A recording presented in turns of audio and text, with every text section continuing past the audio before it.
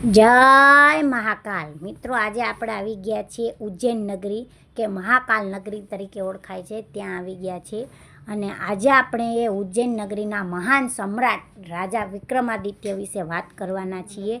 અને એના જે નવરત્નો, એની સભામાં જે નવરત્નો થઈ ગયા એના વિશે થોડી ચર્ચા કરવાના છીએ. તો મિત્રો, આજે હું તમને એની સભા અને દરબારના દર્શન કરાવીશ, એના નવરત્નો પણ દર્શન કરાવીશ, અને સાથે સાથે એના વિશે જે કંઈ પણ માહિતી છે એના વિશે હું તમને થોડી ઘણી માહિતી આપીશ.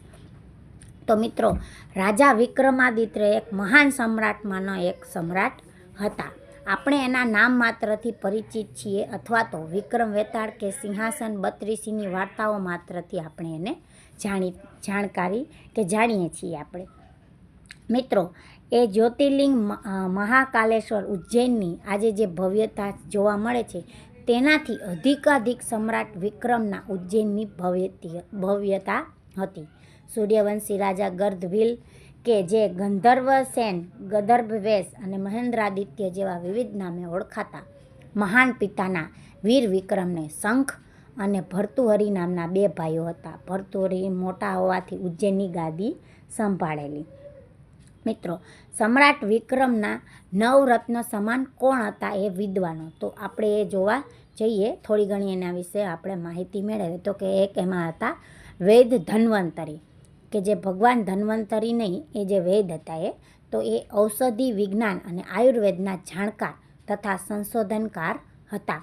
પુરાણોમાં અને ઇતિહાસમાં 4થી વધુ ધન્વંતરી નામ આવે છે, જે બધા અલગ અલગ કાળે પ્રકટ પાત્રો છે. બીજા હતા ક્ષણપક, કે જે વ્યાકરણકાર અને શબ્દકોશકાર તરીકે ક્ષણપકે ગણિત વિષય પર ઘણું સંશોધન કરેલું. ત્રીજા હતા અમરસિંહ, તો જે શબ્દકોશના જનક ગણાતા અમરસિંહે શબ્દો અને ધ્વનિ ઉપર ઘણું બધું કામ કરેલું હતું. ત્યાર પછી આવે છે શંકુ, તે નીતિશાસ્ત્ર તથા રસાચાર્યમાં પ્રખર વિદ્વાન ગણાતા. ત્યાર પછી આવે છે વેતાલ ભટ્ટ, કે જે યુદ્ધ કૌશલ્યમાં કુશળ ગણાતા. વેતાલ ભટ્ટ રાજ્યના રક્ષક હતા. ત્યારબાદ આવે છે કાલિદાસ, એ છે મહાન કવિ હતા. પરંપરાગત કાવ્ય શૈલી છોડી નવા પ્રકારની કાવ્ય સૃષ્ટિ શૈલી બનાવવામાં પારંગત હતા. ઘટકપર્ણ, કે જે સાહિત્યના વિદ્વાન હતા. ઘણી બધી નવી શૈલીઓનું નિર્માણ તેમણે કરેલું હતું. ત્યારબાદ આવે છે વરામિહિર, જ્યોતિષશાસ્ત્રના પ્રખર જ્યોતિર્વિદ તરીકે તે ઓળખાતા હતા. કાલગણના, હવાઓની દિશા, પશુધનની પ્રવૃત્તિઓ જેવા અનેક વિષયોની શોધ કરવા સાથે જ્યોતિષશાસ્ત્રના જાણકાર હતા. વિક્રમ સંવતની શરૂઆત કરવા માટે તેનો સહયોગ અધિક હતો. ત્યાર પછી આવે છે વરુચિ, વ્યાકરણના વિદ્વાન, કવિ ઉપરાંત શાસ્ત્રીય સંગીતના તે જાણકાર હતા.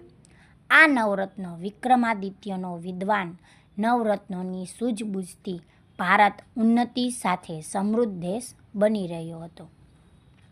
આ નવરત્ન સમાન વિદ્વાનો અને વિક્રમાદિત્યની પ્રતિમાઓ ઉજ્જૈનમાં પણ જોવા મળે છે. આ બધી તમને જે પ્રતિમાઓ જોવા મળે છે એ એમની જ છે. મિત્રો, સમ્રાટ વિક્રમાદિત્યના સમયે સોનાના સિક્કાનું ચલણ હતું, કારણ કે દેશમાં બનતું કાપડ ત્યારે વિદેશમાં સોનાના બદલે અપાતું. એટલે દેશમાં સોનું એટલું હતું કે સોને કી ચિડિયા તરીકે વિખ્યાત આ દેશ પર વિદેશીઓની નજર હતી. ઈસવીસન પૂર્વે 57 વર્ષ પહેલાં વિક્રમ સંવતનો પ્રારંભ થયેલો, જેની કાલગણના, રાશિ, ગોચર, નક્ષત્રનું વૈદિક કેલેન્ડર અદ્ભુત હતું, જે આજે પણ આપણા વ્યવહારમાં છે. ઉપરાંત બીજું એક કેલેન્ડર જે વ્યવહારમાં છે તે શાલિવાહન શક, જે રાજા શાલિવાહનની સ્મૃતિમાં બનેલું. રાજા શાલિવાહન પણ સમ્રાટ વિક્રમાદિત્યનો પૌત્ર હતો એવી માહિતી ઇતિહાસમાં મળે છે. શાલિવાહન શક કેલેન્ડર વિક્રમ સંવતના પ્રારંભ પછી 135 વર્ષે પ્રારંભ થયેલો. વિશ્વમાં આજે 96 પ્રકારના કેલેન્ડર છે, જેમાંથી ગ્રેગોરિયન કેલેન્ડર સર્વમાન્ય અને વધુ ચલણમાં છે. સમ્રાટ વિક્રમાદિત્ય એટલા મહાપ્રતાપી રાજા હતા કે તેનું નામ જ એક વિશેષણ બની ગયા. તેના પછીના ઘણા મહાન રાજાઓના નામ પાછળ વિક્રમ શબ્દ જોડાતો રહ્યો. રાજા યથાસિંહ, હર્ષ, શુદ્રક, રાજા હાલ, ચંદ્રગુપ્ત દ્વિતીય, શિલાદિત્ય અને સમ્રાટ યશોવર્ધનના નામ સાથે વિક્રમ નામની પદવી જોડાતી રહી હતી.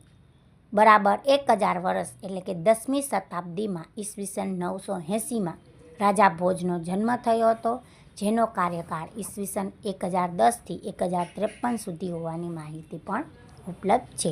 તો મિત્રો, આ છે આપણા વિક્રમાદિત્યના મૂર્તિઓ. તો જય